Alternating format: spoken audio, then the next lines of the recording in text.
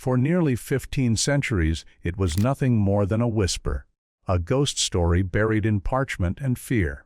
A nightmare that came without warning, erased half the known world, and vanished as if it had never existed. They called it the Plague of Justinian, named for the emperor who ruled as his empire fell to its knees. But that name barely hints at the horror it brought. From the crowded ports of Egypt to the golden walls of Constantinople, death moved like smoke, silent, unstoppable, and merciless. Entire cities emptied. Empires cracked, and the world's first pandemic began. For centuries, no one truly knew what caused it. Was it divine punishment, a curse, or something far more deadly hiding in plain sight? Now, nearly 500 years later, science has finally spoken. New discoveries have uncovered the truth buried beneath ancient bones, and the invisible killer that changed history forever. The year is 541 AD. The Mediterranean world is alive with trade, ambition, and empire. Ships move endlessly across the sea, from Alexandria to Constantinople, from Carthage to Antioch, carrying olive oil, spices, and silks. But among the goods and the sailors, something else travels with them.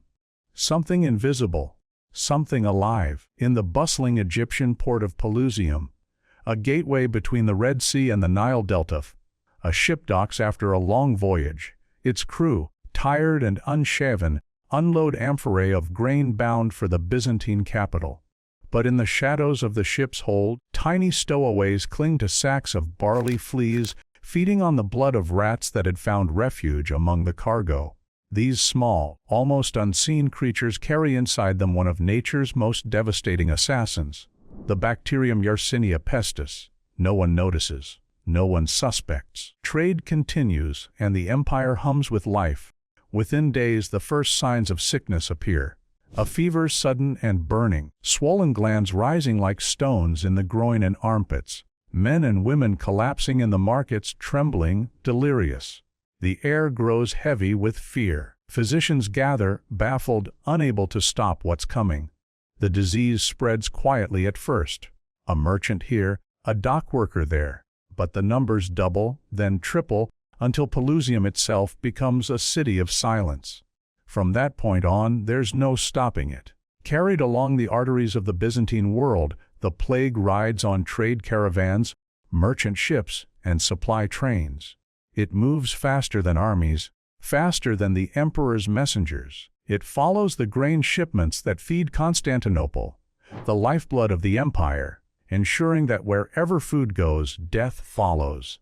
Within a year, by the spring of 542, the plague reaches the imperial capital.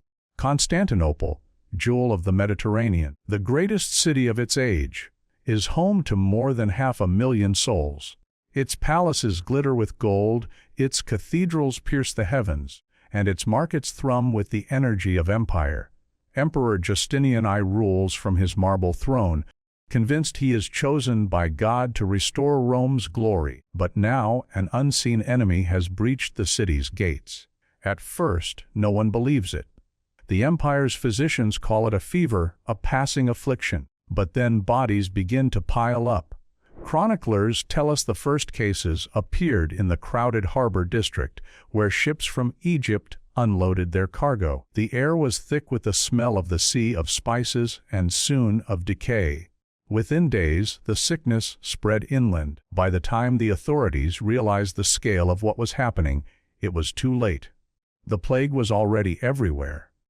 Procopius, the imperial historian, wrote that victims were struck with fever and delirium so severe that many wandered the streets half mad, clawing at their own swollen flesh. The buboes, grotesque swellings in the groin, neck, and armpits, grew dark and tender, bursting with infection. Some lingered for days in agony, others fell dead within hours. The disease made no distinction between rich and poor, soldier and priest, sinner and saint. Even the mighty emperor himself, Justinian, was struck down, feverish, trembling, his life hanging by a thread. For weeks the empire teetered on the edge of chaos. If Justinian died, the empire could collapse with him. But somehow he survived. The same could not be said for his people. Constantinople became a city of the dead. Bodies filled the streets, abandoned by loved ones too afraid to touch them. The smell of rot hung over the city like a curse. When the graveyards overflowed, the dead were thrown into mass pits, and when those filled, Emperor Justinian ordered the bodies loaded onto ships and dumped into the sea. Even then, there were too many. Some accounts describe corpses left stacked like firewood outside the city walls, waiting for burial that never came. Procopius claimed that at the height of the outbreak, more than 5,000 people died each day. Others said it was closer to 10,000. The true number may never be known. The capital, once the heartbeat of the Mediterranean, fell silent. Markets closed, soldiers deserted. Priests stopped ringing the church bells because there were no longer enough living to hear them. In the midst of this despair, superstition flourished. People whispered that demons were loose in the streets. Some saw visions of black, cloaked figures moving through the fog, striking down the living with invisible hands. Others believed the plague was divine punishment for the empire's sins, for its greed, its wars, its arrogance.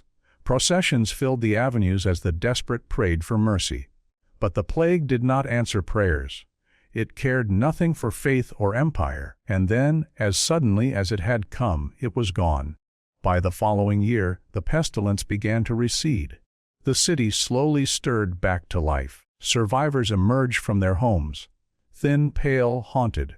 The emperor, having narrowly escaped death, resumed his campaigns of conquest and reform. Life went on, but everything had changed. Fields lay untended.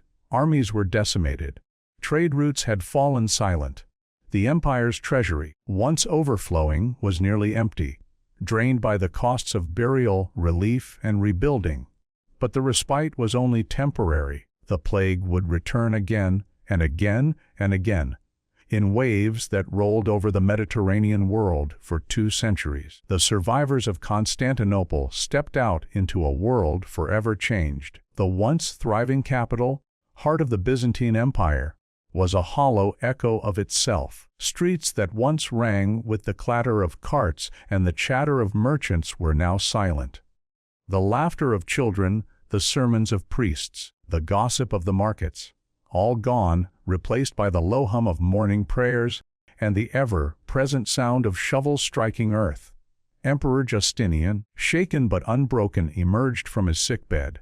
To those around him, his recovery was seen as nothing short of divine intervention, proof that God still favored his rule. Yet even Justinian, the man who had survived assassins, riots, and wars, could not escape the shadow the plague had cast over his empire. His armies were weakened. His tax collectors had no one left to collect from. His empire, the dream of restoring Rome's glory, was collapsing under the weight of its dead. The plague did not simply vanish after its first assault. It lingered, it hid, it waited. Then, like a vengeful spirit, it struck again. In city after city, across the eastern Mediterranean, the story repeated itself. In Antioch, the markets fell quiet as the pestilence claimed thousands. In Alexandria, ships sat idle in the harbor, their crews dead before the wind could fill their sails.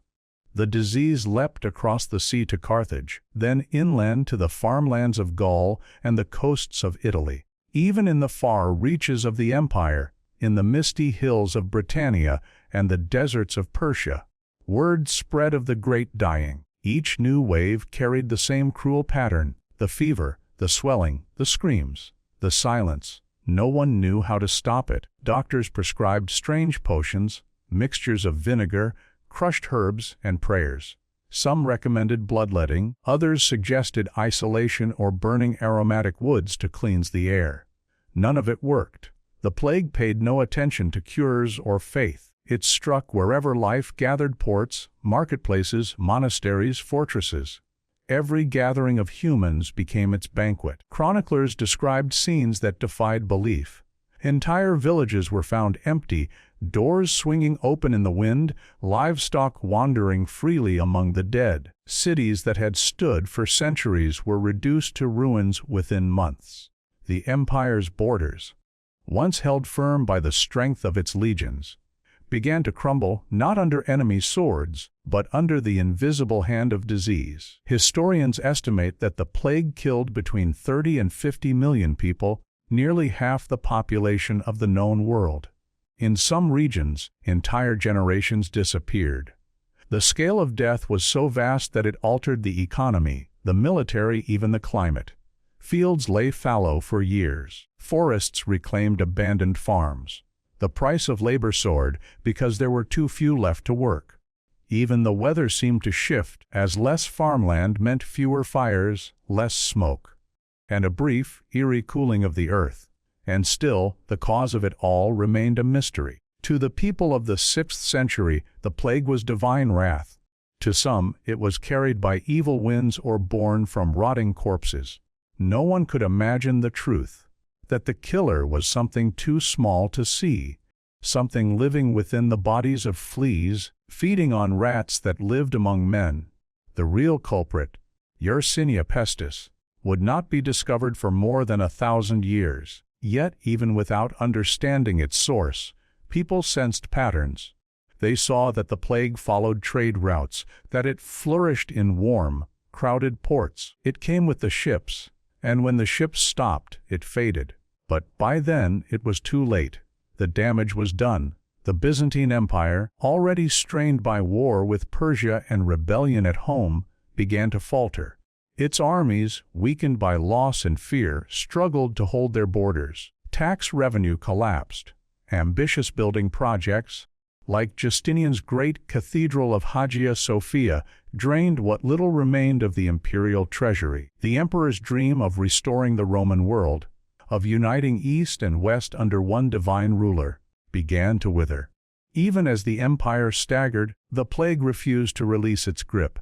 For the next 2 centuries, it returned in waves. Historians have recorded at least 18 major outbreaks between 541 and 750 AD.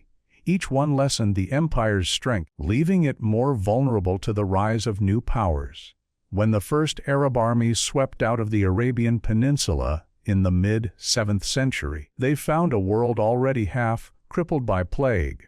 Cities that might once have resisted fell easily. The Byzantine and Persian empires, the twin giants of their age, both reeled from the same unseen enemy. And then, just as mysteriously as it had come, the plague vanished. By the mid-8th century, it was gone. No one knew why. Some said God had relented. Others claimed the disease had burned itself out. Whatever the reason, the silence that followed was almost as haunting as the horror itself.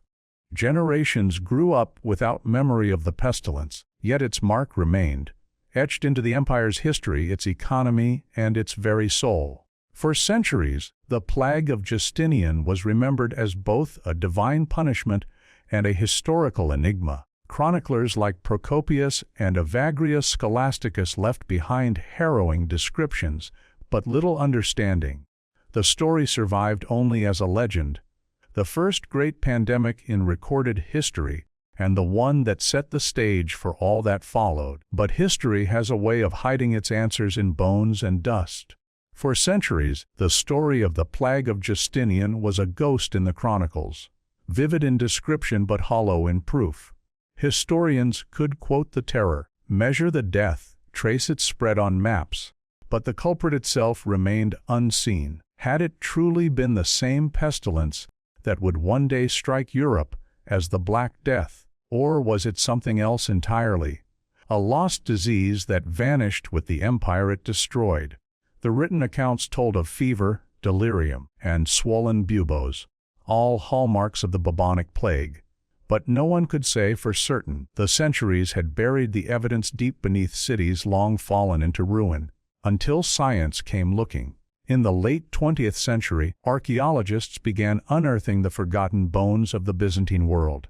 But it wasn't until the 21st century, with the rise of paleogenomics, the study of ancient DNA, that the dead could truly speak again.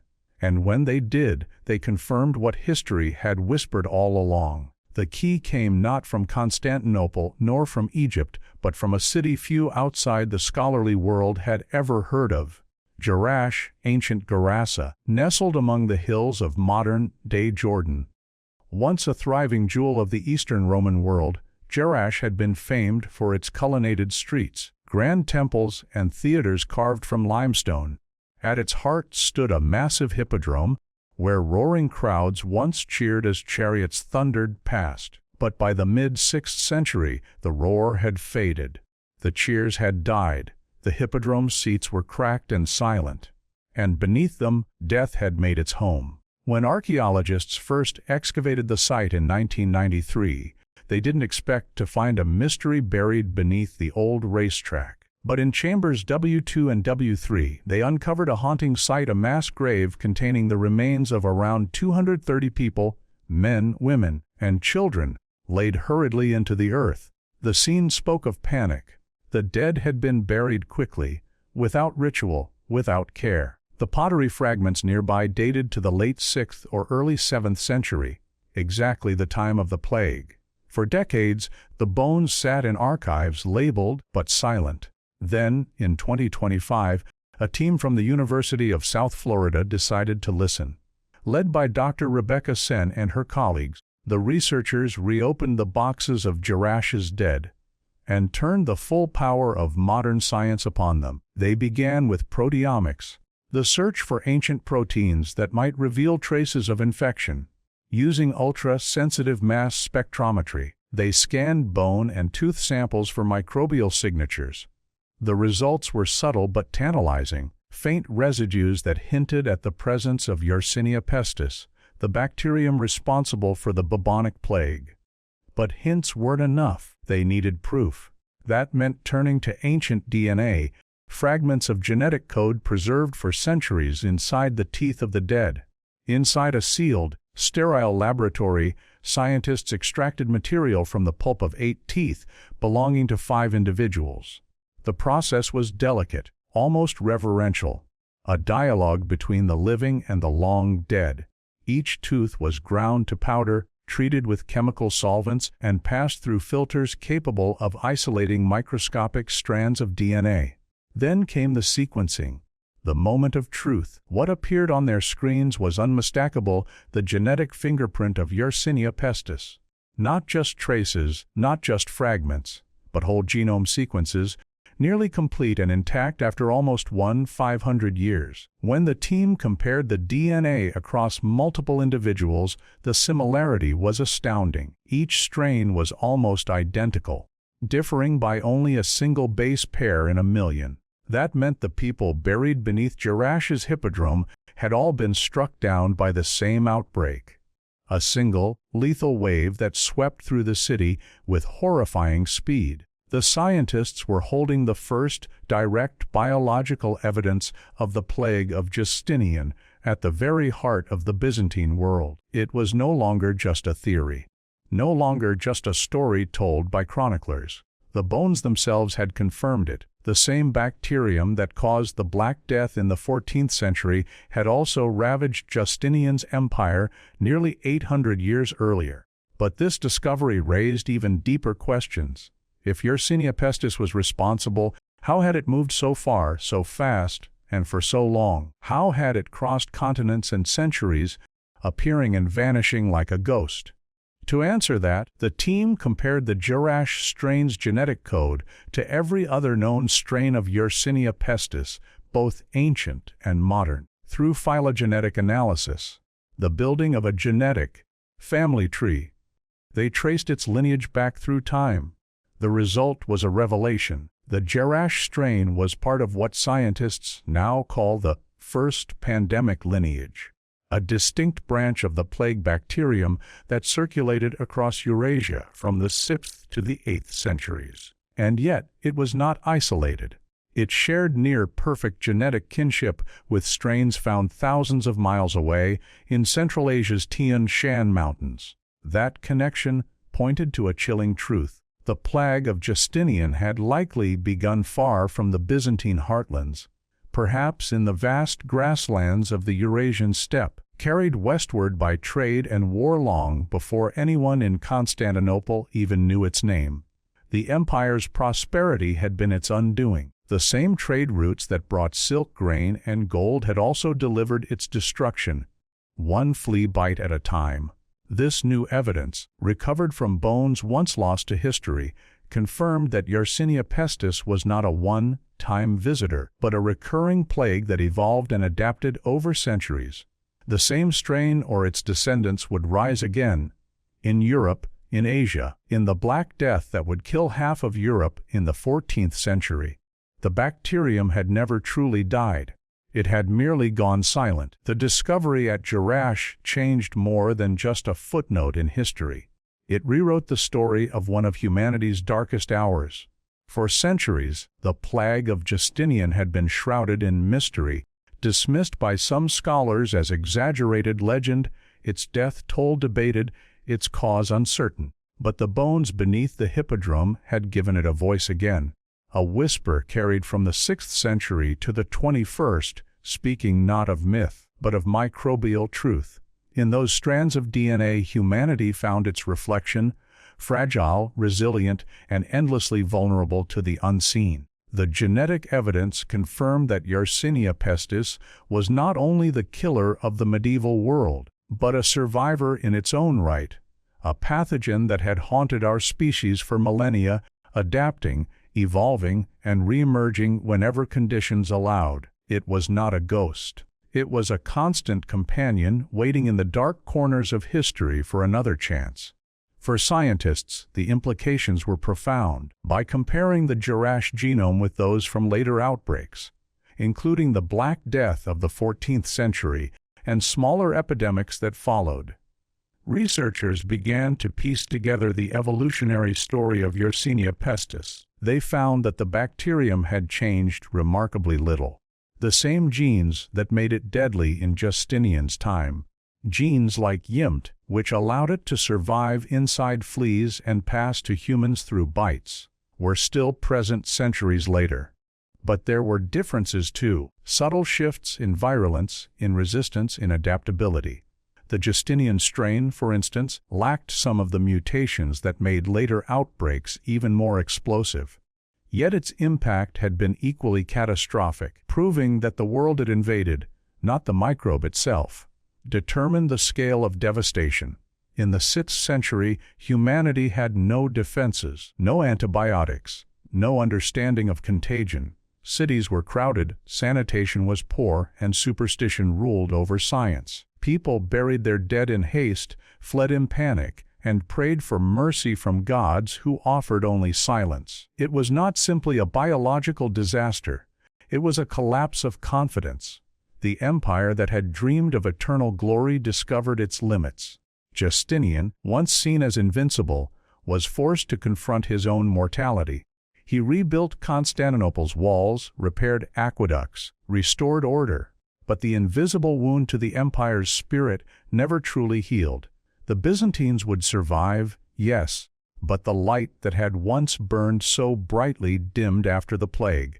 Many historians believe the pestilence changed the course of world history. It weakened the Byzantine state at a critical moment, draining its manpower, hollowing its cities, and eroding its wealth. When Islam rose in the 7th century, sweeping across Arabia and into the Levant, the empire that might once have resisted with strength and vigor was left exhausted and fractured. The plague, some argue, had paved the way for a new world. But the story of the plague of Justinian is not only about loss. It's about resilience, the stubborn will of humanity to endure even in the face of annihilation. Archaeological evidence shows that life returned, even in the hardest hit regions. Cities rebuilt, fields were sown again, trade resumed. The very fact that we stand here today, able to study this ancient catastrophe, is proof that our ancestors endured it. They adapted, buried their dead, and moved forward, even without knowing what had struck them. And now, 15 centuries later, we are finally learning what they never could. The tools of modern science, proteomics, genomics, molecular modeling, have turned ancient bones into living witnesses. Each discovery brings us closer to understanding how diseases evolve, how they persist, and how fragile the line between civilization and collapse truly is. The Jerash findings, combined with other studies across Europe and Asia, have given us a genetic timeline of the plague's history, from its origins in Central Asia's grasslands to its arrival in Egypt, to its explosive march through Constantinople, and finally its disappearance. A pattern emerges. It tells us that pandemics are not isolated events. They are recurring echoes woven into the fabric of human existence. Trade, migration, war, the very forces that drive progress, also open the door to catastrophe. The same networks that once carried Yersinia pestis across the Byzantine world now move viruses and microbes across continents in hours instead of months. The parallels are hard to ignore. When scientists look at the plague of Justinian, they see more than a historical curiosity. They see a warning that even the most powerful empires, the wealthiest, the most advanced, can be undone by something too small to see. That hubris, not ignorance, is the true weakness of civilization. Yet they also see hope, in knowledge, in memory, in the power of understanding what once was so we might prevent what could be. The remains in Jerash remind us that the past never truly dies. It waits beneath our feet, under the dust and stone, carrying messages for those willing to listen. And when we listen closely enough, we learn that every grave, every relic, every genome has a story, one that connects us to all who came before. The plague of Justinian may have faded 15 centuries ago, but its echoes continue in every epidemic and every recovery that follows. It taught us that pandemics shape not just populations but destinies. That disease can redirect empires and rewrite the story of humankind. And perhaps, most hauntingly, it reminds us that the line between order and collapse, between life and death, between history and oblivion, is thinner than we ever care to admit. Because even as science conquers the mysteries of the past, nature never forgets. It waits, patient, silent, eternal, for the next ship, the next flea, the next host. And when it comes, as it always does, the story will begin again. And when it comes, as it always does, the story will begin again. Because history doesn't die. It sleeps, waiting for those who dare to uncover it. The plague of Justinian wasn't just a moment of devastation. It was a mirror reflecting humanity's fragility and defiance. Every empire believes itself eternal, every age certain it has conquered nature, until nature reminds us who truly rules. Yet from every ruin we rise again. From every mass grave we reclaim knowledge. The bones beneath the Byzantine earth taught us that survival isn't about strength, it's about memory. If this story moved you, share and subscribe for more hidden histories that shaped our world. Because the past never truly ends. It just waits for someone to listen.